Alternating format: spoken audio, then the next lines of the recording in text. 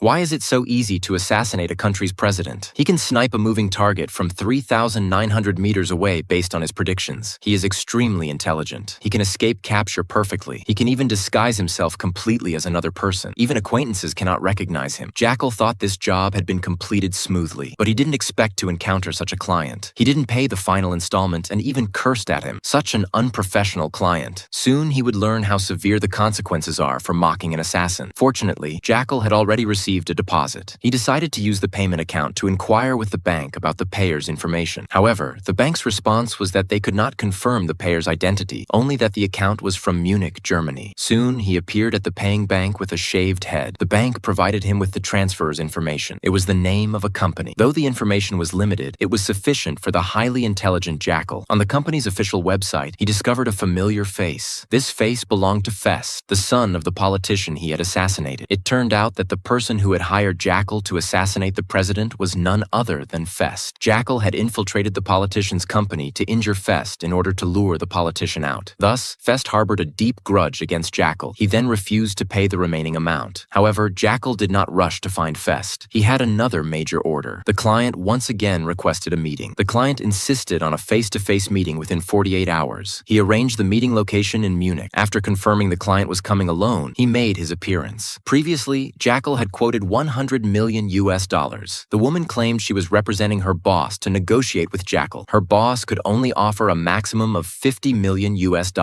Although it wasn't 100 million, 50 million was still a huge sum. 50 million was enough for him to live comfortably for the rest of his life, so he agreed to the woman's offer. As Jackal left, he told the woman to look straight ahead, but she still managed to sneak a peek. She saw the wolf's figure and height. After dealing with the major client, Jackal turned his attention to Fest, who hadn't paid the final installment. After investigating Fest, he launched his operation. He made a simple bomb and put it in a backpack. He found the driver who was driving for Fest, threatened him with a gun, and forced him into the trunk of the car. After dealing with the driver, Fest got into the car under the escort of his bodyguards. However, he never expected that the driver of the car had been replaced by Jackal. Fester did not notice anything unusual until Jackal spoke. Fester began to fear. Jackal made a sharp turn and a drift, breaking away from the convoy. At this point, Fester was so scared he wanted to jump out of the car, but with his leg injury and the car locked, he could only call his bodyguard and shout for help. However, Jackal seemed to be extremely familiar with these alleys. Soon, he shook off the pursuing vehicles and drove the car into a secluded alley. Jackal got out of the car, quickly changed his clothes, and then activated the timer on the bomb in the trunk. After leaving the crime scene, when Fest's bodyguard arrived, the bomb exploded, the massive shockwave sending him flying. Thus, the job was finally completed. But at that moment, he received a call from his wife who demanded a divorce. Why was that?